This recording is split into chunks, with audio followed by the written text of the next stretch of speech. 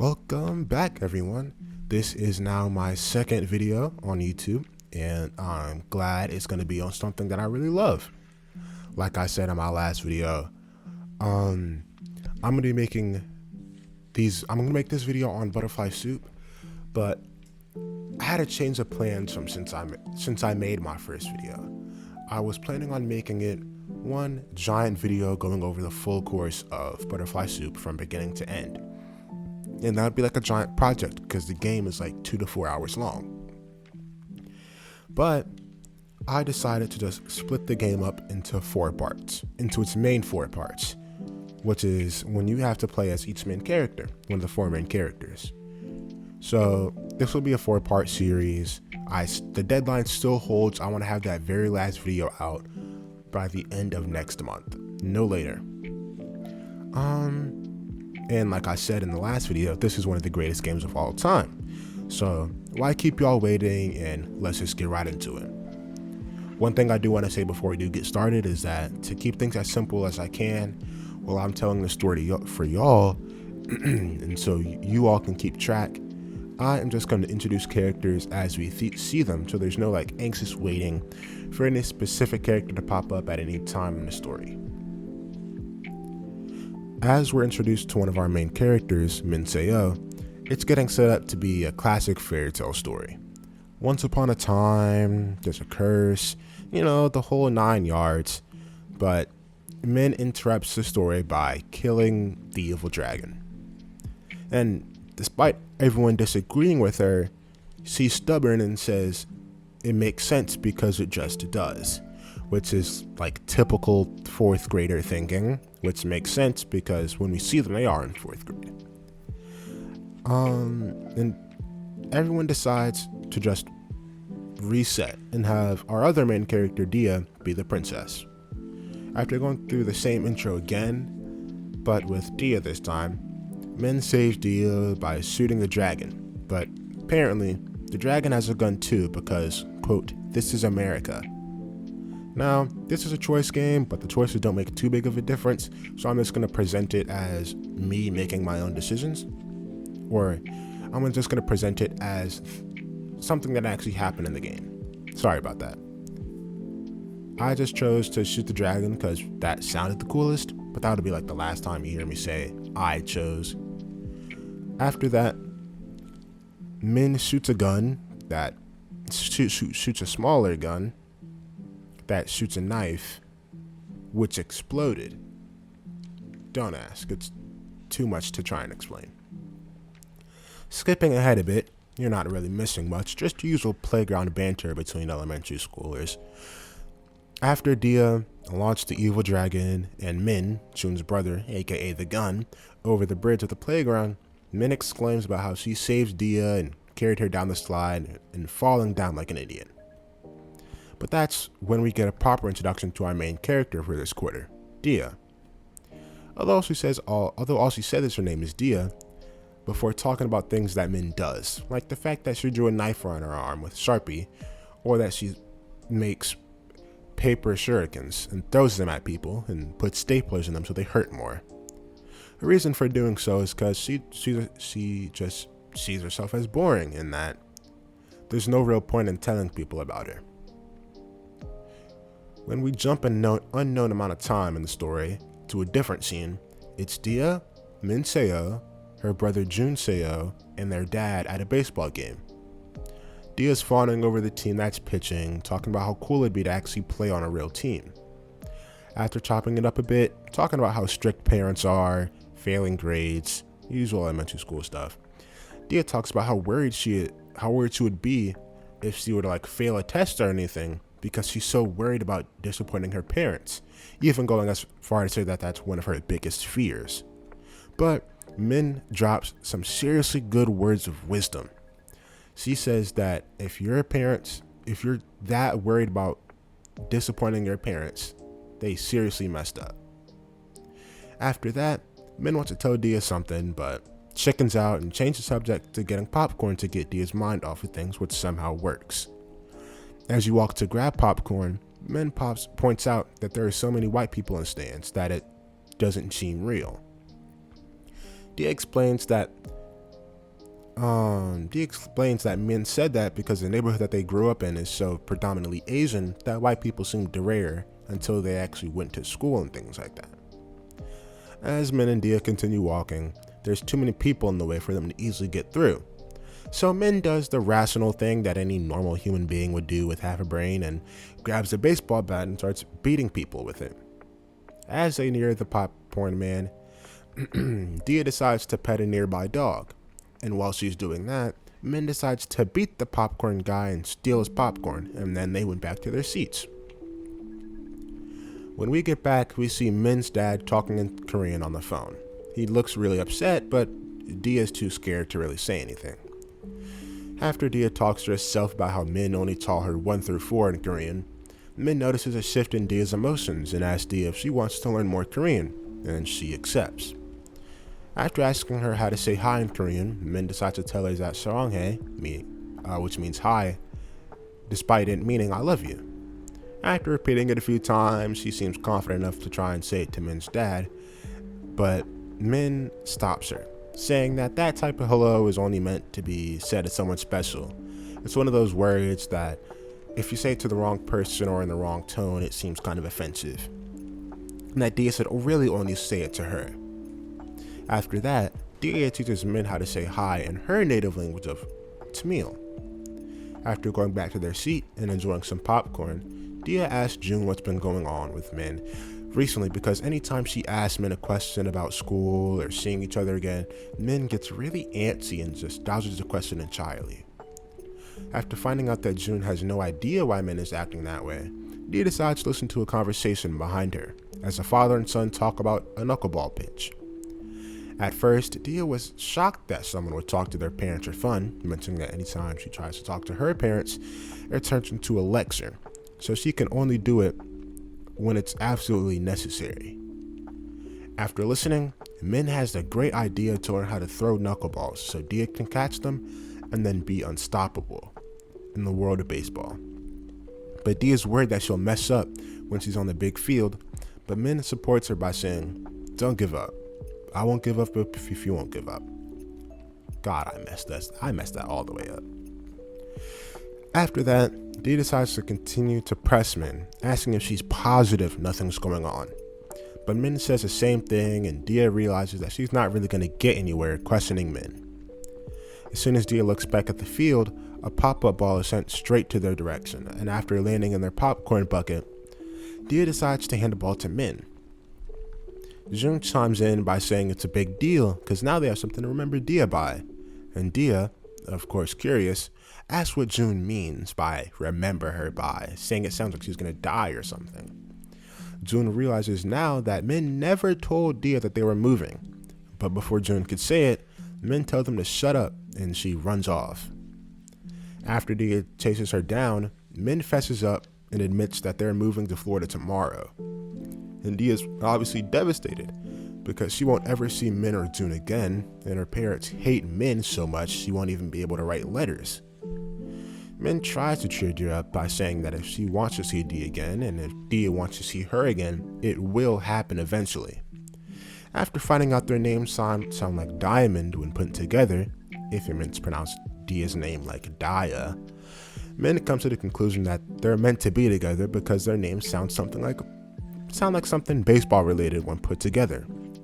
After coming to a good reasoning, Min tells Diya not to give up, and Diya tells her that if she ever gets attacked by a shark, that she needs to go for the eye. Once we make a small jump in time, just about 5 years, we see Diya in her freshman year of high school getting ready for school. Then she gets her email from the one, the only, the greatest of all time, Akarsha, one of Diya's classmates. She asks Diya if she likes Pringles, to which Diya says yes, and she tells Diya to go outside and then immediately goes offline. When she goes outside, she sees a single Pringle on the floor. Then Akarsha pops out of her bushes. We get a bit of backstory between Diya and Akarsha. They're really good friends, but according to Diya, it's only because it's one of those situations where you become friends with someone because you're forced to spend a lot of time with them. Akarsha is the kind of person who thinks corny dad jokes are the funniest thing in the world, which is apparent because she told Diya, "The best kind of weed is when I'm weed you."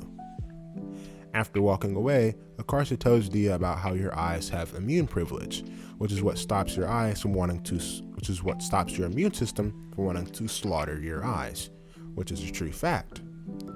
Diya refuses to believe anything that Akarsa says because another close friend of hers, Noelle, has told her to never believe a word that comes from Akarsa's mouth. Because when they first met, Akarsa tried to press a magnet to Noelle's head and said that she was a robot when she got mad. As they walk down the street, they walk past the Prop 8 weirdos trying to ban gay marriage. One woman's holding a sign that said, "I heart my gay brother, still yes on Prop 8. And Akarsa points out how cognitively dissonant that was to say something like that.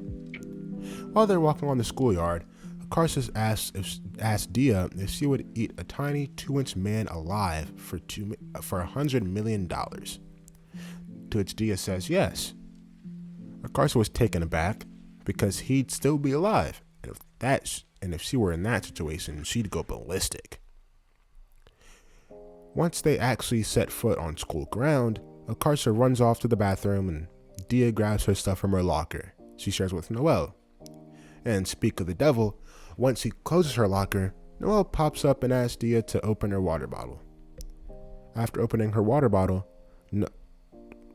Noelle and Diya head back to class, but Akarsa interrupts that peace and quiet.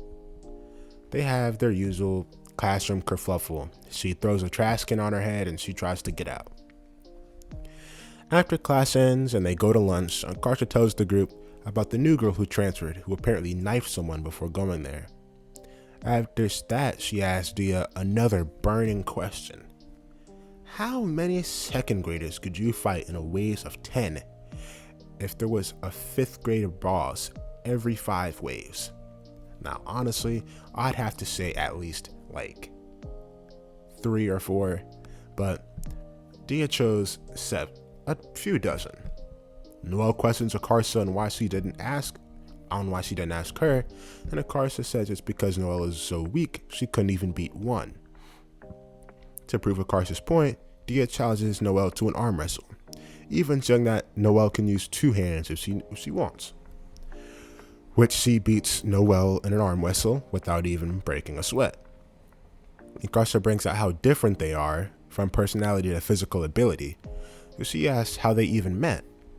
So Noelle tells Akarsa that Noelle gave Diya her donut in elementary school and Diya just never left her side. It was to a point where if the teachers tried to separate them, she'd start bawling her eyes out. After the group goes back to the classroom, leaving Diya behind, she wants it to someone she's never seen before, trying to recruit her for something. She can't make out what she's saying because she's talking into Diya's bad ear, so she just runs off without signing the paper, which is like the good thing to do. You wouldn't really sign a paper without knowing what's on it. After we see Akarsa and Noelle have their usual before class banter, they're transitioning to their last class before school is over. But suddenly, Noelle collapses over on a bench nearby because of how sick she is. Akarsa says she has an idea on how to help Noelle to get out of class without necessarily skipping class, so her grade won't drop. Because grades are like severely important to Noelle. Her class average is like an A++. After thinking of that idea, Akarsa runs off, leaving Noelle and Diya to think about things. Noelle has the idea to prank Akarsa on Valentine's Day by sending her flowers to her class, but not telling who it's from and watching Akarsa go crazy trying to find out who it is. Once they finish their conversation about plotting against Akarsa for no apparent reason, the fire alarm was hacked to play the Super Mario Bros. Theme. So all the kids walk out of the school following protocol and walk to the field. While Noelle is arguing with Akarsa because she pulled the fire alarm and is asking Noelle to praise her, Diya notices someone who looks eerily like Min, so she runs after them, but she loses them in the crowd, and she just assumes that she was hallucinating, so she goes back to talking with her friends. Seeing Min reminds Diya of the memories she had when she was younger, when she was up to bat at one of their Little League games in 3rd grade. But someone at the opposing team said something that made her really sad, so Min said she'd beat them up, and in typical Min fashion, she did as she said she would. After that, Min decides to bike Diya from the baseball park all the way to a dog park that's pretty far away from there. While Diya is throwing their frisbee to a small dog at the park, Min talks about how she'd buy Diya all the dogs she wants and drive her around in a fancy Corvette so that people get jealous when they live together. When Diya says she agrees to that plan because of how much she loves being friends with Min and her love for dogs, Min is shocked for a second but reaches out and cups Diya's face in her hands, as you do in third grade fashion. Then Diya wakes up from her dream. After waking up, thinking about how she might like girls but dismisses it, doing her routine, and getting a message from Akarsa as usual, she heads to school and passes by the same Prop 8 people doing the same thing. Diya opens Noel's water bottle while the gang has their usual conversations. While walking to class, Diya notices a flyer for the baseball meeting and decides she wants to go after stealing her nerves a little bit. Once they get to the baseball club meeting room, the two seniors take time explaining things to Diya and the two others. Once they leave, Akarsa talks about how weird of a name Liz is and thinks that it's short for Lizard Man or something like that. Diya talks about how it's odd for the three of them to be so close because at any point in history before that, they'd be super far apart. Even if they were close they wouldn't speak the same languages. But Noel tries to bring up a point about how Diya and Akarsa could physically speak the same language, but Akarsa brings up the fact that despite both being from India, they're from two different parts of India and they don't speak the same language where they're from. While they're talking, Krista tells everyone to gather up front for some icebreakers. As they start the icebreakers, Chris explains that this is something purely casual, so the paperwork and things like that would be simple, and then they actually start the icebreaker. As everyone is doing their work in their icebreakers, filling out paperwork and doing their icebreakers, it reaches Diya's turn, and after saying that her name is Diya, she gets overwhelmed with anxiety and just bolts out of the room in a pure anxious fever. While running through the locker room, she bumps into someone who turns out to be Min. Min hugs Diya, while Diya finally notices that she's gay. After telling Min to get off her and Min talking for a bit, Noel comes running after Diya, and Min or Noel are like water and oil. They never mix, so they immediately get into a verbal fight. Then, a few seconds after that, Akarsa comes running in, and Min, for no apparent reason by the way, just straight for fun of the game and purely from her heart, gets his attitude immediately and starts physically fighting with Akarsa. After starting to choke out Akarsa fights back by doing something unspeakable. After that, Min backs off and somehow befriends Akarsa because of her boldness. After that whole situation, the two seniors, Krissa and Liz, walk in, and after hearing the whole situation, decide that having a friendly game of baseball between the group is a good way to get things off of the burner. I know it's more of a chaotic ending, but with the way I'm going to make these videos, I'm going to end every video when we change main characters. So just let me know what you think in the comments, if this style would really work. Like the video, subscribe, whole generic YouTube 9 yards. Like I said in the last video, this is going to be a series. That means a lot. This is a series that means a lot to me. So I'll try and put more effort into editing these things and producing them. So expect most of my time to be put into this, but obviously I'm still going to focus on myself and school. But when I get home and I have nothing to do, just know I'm going to be working on this. And that's about it. Just wait and see for what I got next.